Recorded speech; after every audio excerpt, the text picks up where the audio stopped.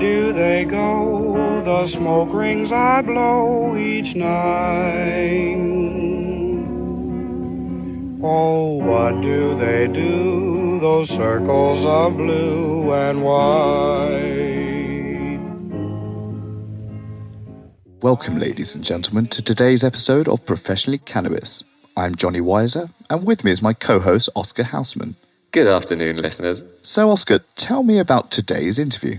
Well, today's interview took place at Cannabis Business France in Paris, but it's with Andres Fajardo, the CEO of Clever Leaves. Nicely pronounced. And yes, Clever Leaves, they're out of Colombia, right? Yes, they're one of the biggest movers and shakers out there. And actually, since this interview was recorded, they've had more press about exporting into Germany.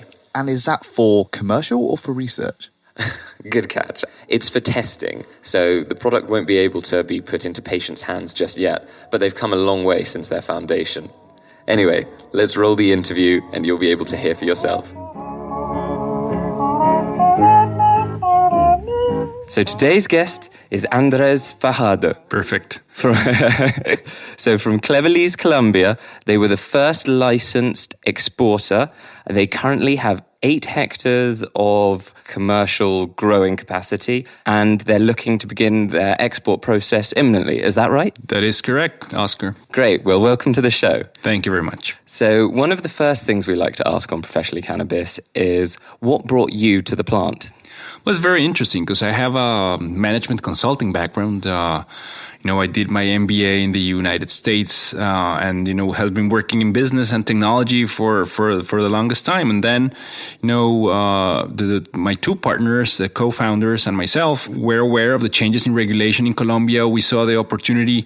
And I think most importantly, 2 things. One, we saw that this industry could have a positive impact in patients' lives. And 2, it was an industry in which we thought Colombia had the right to win. And seldom, does that happen. So we jumped on the opportunity. Awesome. And Colombia is making a lot of noise in the cannabis industry right now. There's quite a few producers out there. How many are going, and how do you cut yourself different to them? At this moment, there is a large number of licenses, if you will. We estimate somewhere between 60 and 80 producers. I would say we're different really because of scale. I think we are the largest, if not one of the largest right now in Colombia with our operations. 2, we have a GMP, quality focus on pharmaceutical production. We have a very significant innovation and research team, and we have demonstrated commercial efforts. For example, we're the only company in Colombia that in 2018 obtained commercialization quotas by the government. For our audience, what is a commercialization quota? Well, the Colombian regulation is very interesting because it's pretty comprehensive. But beyond that, it's also aligned with international drug conventions. That means, the INCB, that's part of the United Nations, basically assigns a quota to each country for the amount of product they can produce, in this case, cannabis. And then the Colombian government subsequently assigns that quotas to the different companies. And we were the only one in 2018 to get that quotas for commercial purposes. 5 companies in total got quotas for scientific purposes, and only 1 company got it for commercial purposes as well, and that's us. So we got both. Okay, great. So when Colombia starts exporting cannabis for commercial purposes, it can only be Clever Leaves right now? Well, at this precise moment, yes, because we have our mother plants on the ground, and that's, of course, for psychoactive cannabis. Remember, in Colombia, there's a distinction between psychoactive cannabis and non-psychoactive cannabis. You need the quota for anything you want to do over 1% THC. You don't need the quota for non-psychoactive cannabis. So are you growing hemp as well? We're growing, cannabis that has, different ratios, if you will, of CBD, THC, and other cannabinoids. Colombian regulation only allows for medical cannabis, and 2, it only allows for extracts or oils. Oh, so no flower? No flower. So we are in the capacity of producing oils under 1% content of THC, and we're in the capacity of producing, high THC oils as well. And let's talk about that scale, actually, because I remember when I met your team at Spanabis, they talked a little bit about the CO2 distillation.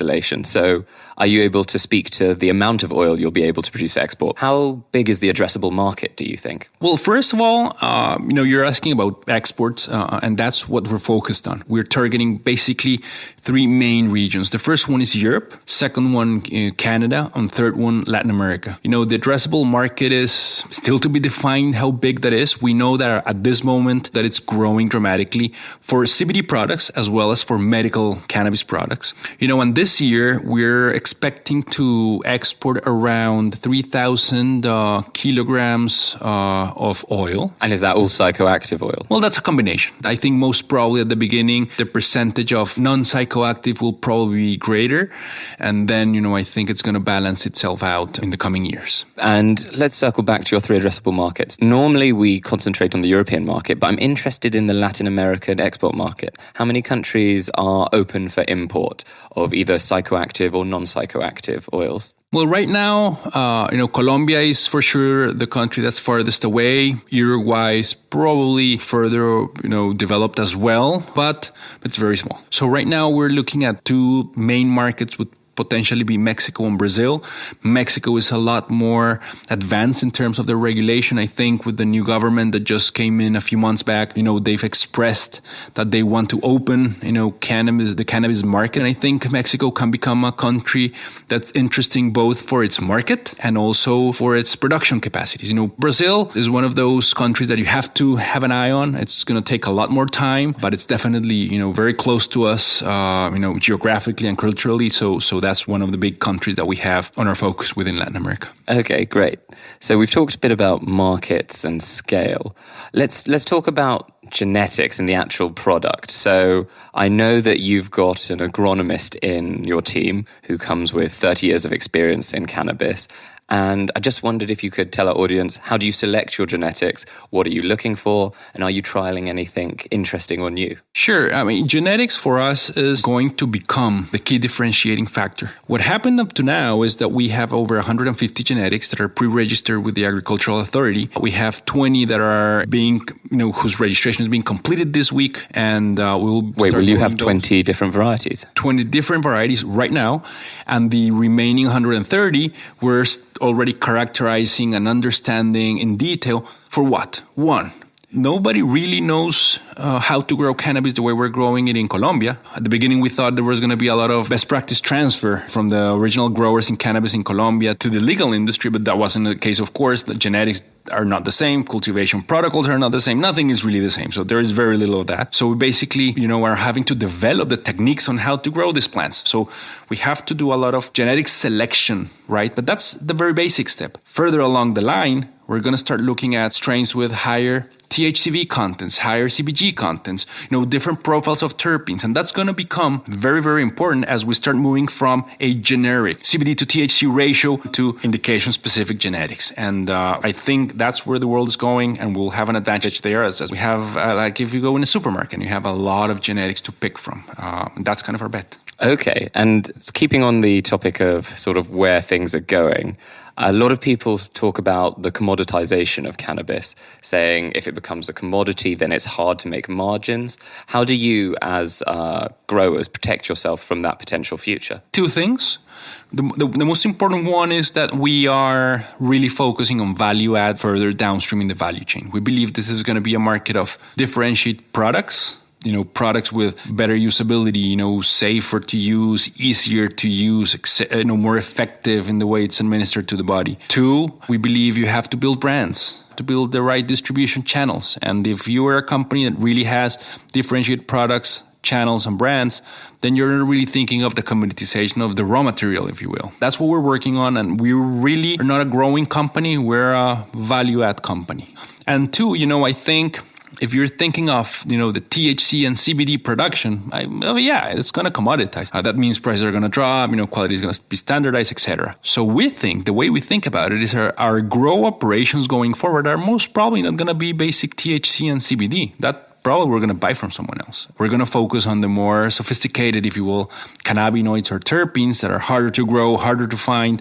We're probably going to focus on genetics more than growing itself. So that's the way we see it. And we don't want to be long-term just, one more producer of raw material that has to have shrinking margins. We see ourselves as a high value add downstream part of the value chain. So that sounds a bit like strain hunting. Do you have any clinical research or partnerships that will help you with deciding your genetics or deciding which ones you wish to grow? That's a very good question. We have 150 genetics, and those are pre-registered. So we have those, and those are the ones we're going to probably have to use. Which ones to grow? And I think it goes to exactly your point. The way we're seeing this is Colombia gives you access to, 40 million people, 50 million people, right? And it's a very big potential market. And one of the things we want to do is be able to give Colombian patients access to the best medical cannabis in the world, but at the same time be able to understand what's really working in those patients. So for instance, let's say you have an indication and you're giving them, cannabis that's 1-to-1 THC to CBD. So the way we're intending to do that is really understand which is the strain that better helps the different patients, really run some analytics on that data. Then we're going to be able to really understand which are the elements that are helping. And I don't think it's just CBD and THC 1-to-1. That's where it's going. That's what we're planning to do. Okay, I was interested to hear about the Colombian patient market, actually, and in general how medical cannabis works in Colombia. So are you able to talk about that a bit more? Maybe, is it stigmatized in Colombia or is it accepted medicine? How many patients are there on the books and what sort of process do they go through? And how will you get their data for your observational studies? Right now, the medical cannabis has not reached the Colombian patients legally, if you will. There's clearly a demand. I think as in any countries, there are doctors that are more pro-cannabis, and think that, the evidence available is enough to prescribe it. Others that believe, there's still a long way to go. The way we're facing the Colombian market is twofold. One is we're working in doctor education. So we created actually the first course for doctors. Doctor education. Yeah, doctor education around cannabis. We brought in a large number of specialists, nothing about our brand or our products. It was just around cannabis, endocannabinoid system, et cetera, et cetera, et cetera.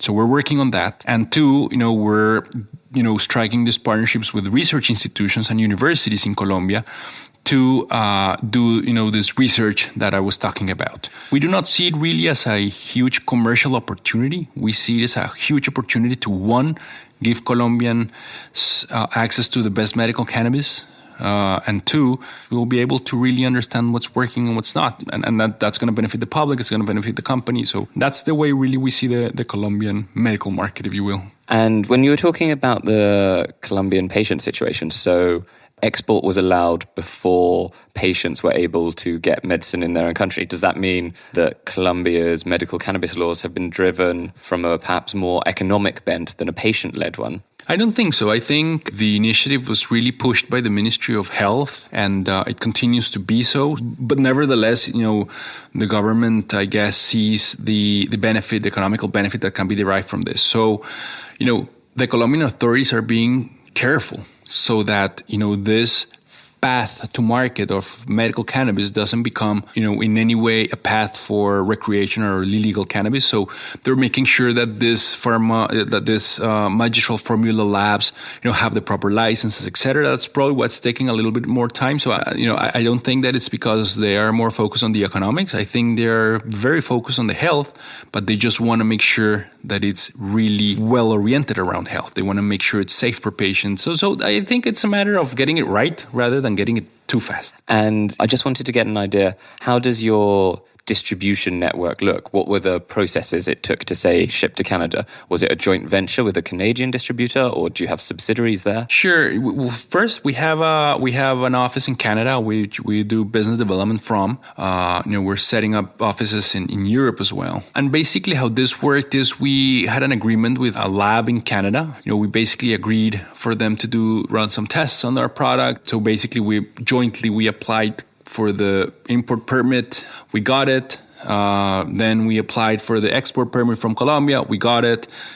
First of its kind, of course. But it worked really well. A lot of myths were broken, and, it took the product, 6 hours or 8 hours to clear customs. So it was faster than a bag, I guess. And will commercial imports follow as well? I don't know. Of course, that's the idea. But is the registration process much different to the research one? Well, yeah, I think it's a path. It's a path to get there, right? This first import process, I think, was important because, one, it showed that we have the quality of product that you would want. It demonstrated that, from a regulatory compliance standpoint, we're a company, and there are companies out there that can comply with, stringent regulations like those of Health Canada. And thirdly, that you have a traceable, reliable, secure supply chain. So that we've proven. Now, the next thing is starting to move closer to the commercial operations. Is it going to be immediate? No, I don't think so. Is it going to take some time? Most probably. And it's something that we have to work with our Canadian partners, with Canadian regulators, etc. So it's a process, the way we see it. Cool. And then you talked a little bit about setting up offices in Europe. So I actually have two questions I want to ask the back of that. So one is, what sort of roles are you hiring for? There may be listeners who are interested in working for Clever Leaves. And what's it like to work on your team? Maybe you can sell the dream. Very, very, very good questions. We are looking for business development. We're looking for marketing and sales roles, both in the consumer side of things as well as in the pharmaceutical side of things. And we're mostly looking for people initially, I'd say, for the UK and Germany and then growing from there.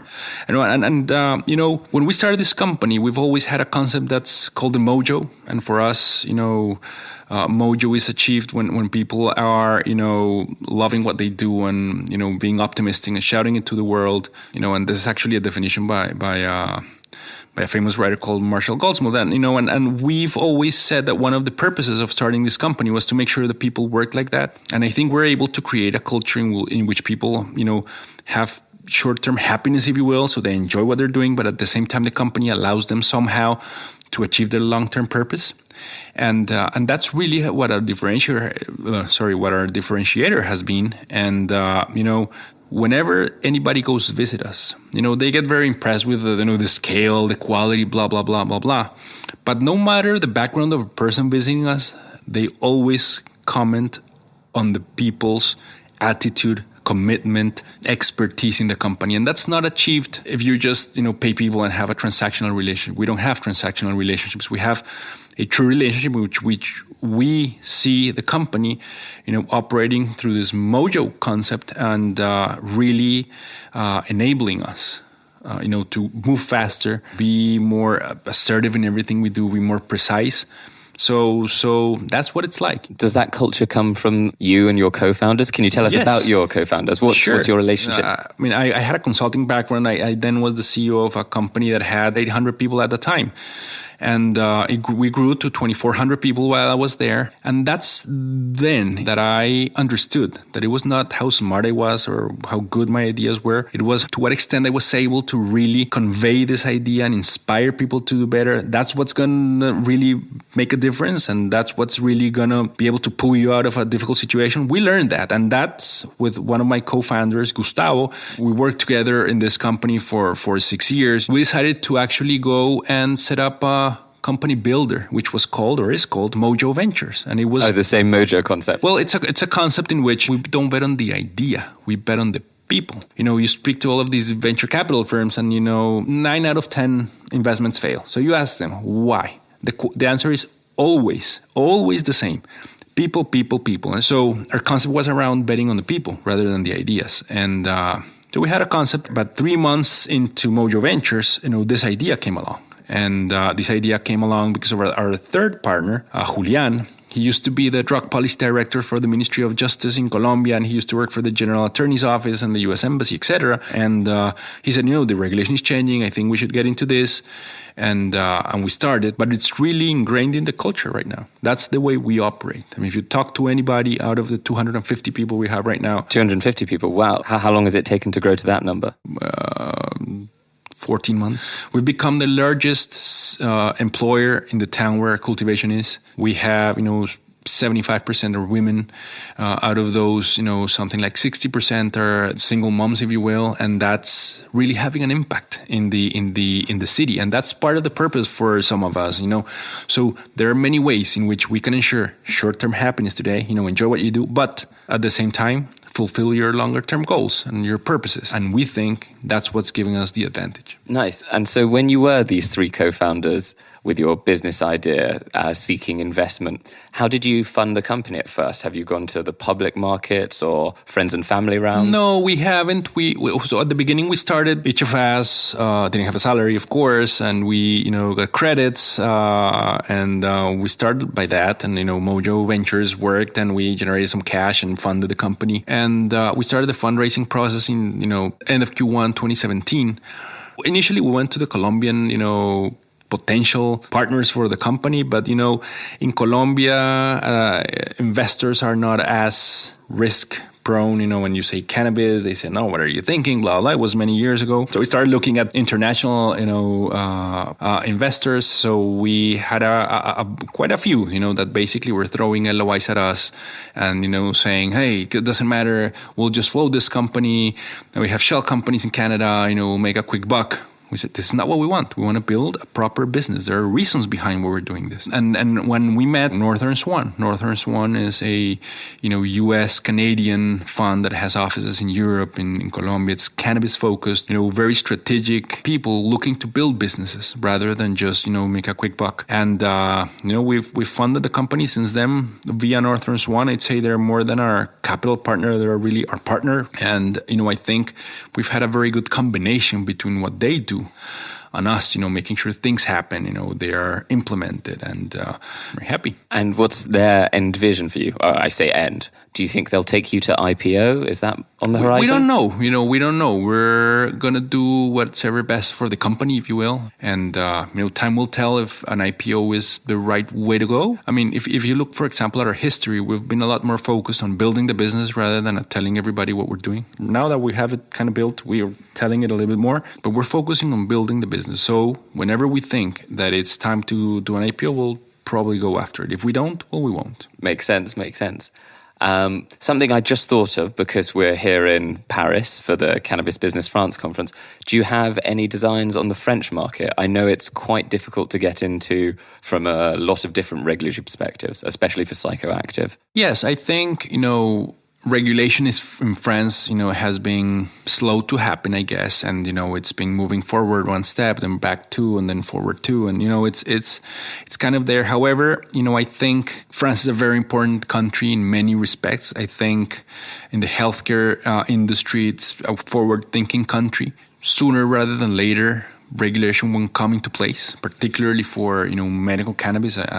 That's what we're focused on, really. So that's why we're here. That's why we have an eye on France, understanding if we can strike some partnerships around, research and that kind of areas in which I think the French are pioneers as well. So that's how we see it. And I think it's a country you have to be in. I think this is the beginning of times in cannabis, if you will, for France. So, we want to be close. And we think, France is one of those countries that can move others in Europe, if you will. I feel for France, it seems like they have a strong preference for cosmetic products from CBD. Does Clever Leaves have any oil or products that could be used in cosmetics, or is it all designed for pharmaceutical purposes? The products that have THC, which have to be prescribed by a doctor, are for pharmaceutical. But, we think on the CBD side of the business, that's a non-doctor's prescribed part of the business. So it's a possibility. It's not happening right now, but eventually that's an option. And cosmetics and it's a market you have to really think through how you're going to tackle it, because cosmetics by itself is a hard market to go fight with. There are very strong brands with very large distribution. So you have to understand the consumer, and you have to understand how to tackle that consumer. The way we see it in cosmetics in particular is, you cannot think of just getting a CBD product out there and having the CBD lovers buy it. That's really not an interesting opportunity. What's interesting is how to make CBD cosmetics, if you will, a mainstream products for mainstream cosmetic users. And that's where I think strategies in terms of product, branding, pricing, and channels will change. And that's something we're working on. Cool. I think we've got time for maybe one or two more questions. So firstly, I'd like to ask, what's your ideal regulatory state for cannabis? So I know you mentioned in Colombia, at least, there's a great fear of going towards an adult use or recreational market. Do you share those concerns? Look, right now we're really focused on the medical use. We think it's an issue that every country has to solve by itself. Our opinion will really not be valid in saying, France, they should or should not, approve recreational or adult use of cannabis. We're focused on the medical. What I kind of tell you is that for us, good regulation is one that's very clear, that articulates very well what has to happen between the institutions in a given country, and that articulates within an institution who has to do what, what the accountabilities are, etc. But we rather have a very clear system that actually controls this industry swiftly and efficiently. So that's what we are looking for, and we think there are many countries that are going towards that path, and for sure, navigating that regulation, and by navigating I mean finding ways to be compliant with this regulation and really understanding how it works and the rationale of it is going to become a competitive advantage in cannabis, at least at the beginning. Eventually, everybody will know. But at the beginning, that's key. So that's what we're looking for in a regulation. Cool. And then as my final question, is there anything that Clever Leaves is doing that we haven't discussed yet that you think our listeners ought to hear about? No, I think it's clear that we're a company that's focused on scale and quality, right? We're all of our cultivation is GACP and our manufacturing is GMP, about to be certified in And is that by the German officials flying out? Yeah, it's European, so it's really high quality. 1, 2, we're research driven. We want to have the best product. We have a medical advisory board. We have doctors working with us. We have, pharma R&D people working with us to make, products differentiated, safer, more precise in terms of dosages. And I'd say thirdly, we are a company that is looking to have an impact as well. And we are the largest employer where we operate right now. We are a good neighbor in our community from a sustainability standpoint. And I think that's something that the cannabis industry, that's a very questioned industry in many places of the world. We have to play that way. We have to play the right way. Our sustainability work, our work with the communities, with the people, that we employ, I think is very good. It's very transparent. It doesn't mean that there are no issues. Of course there are issues, but the issue is not that if there are issues. The issue is how you solve them, how you interact with people. For example, in the area where we operate, they're very cautious about the environment. So to give you an idea, about 80% of the water that we use for our crops is actually water that falls on our greenhouses, and we recollect. So we are aware of what matters to people, and we want to make the company sustainable, which I think is neat. I think it's a lovely note to end on. Thank you very much for joining us. Thank you, Oscar. Where do they go, the smoke rings I blow each night? Oh, what do they do, those circles of blue and white? Why do they seem to picture a dream of Johnny, I'm trying to do the outro now. All right. Well, listeners, I hope that concluded an interesting chapter on the changing drug story coming out of Colombia for you. And something that never changes. Please pass on the pod to any friends or colleagues. Like, share and subscribe. And if you give us a lovely 5-star review, we might just give you a shout out next week. Until then, ta-ra.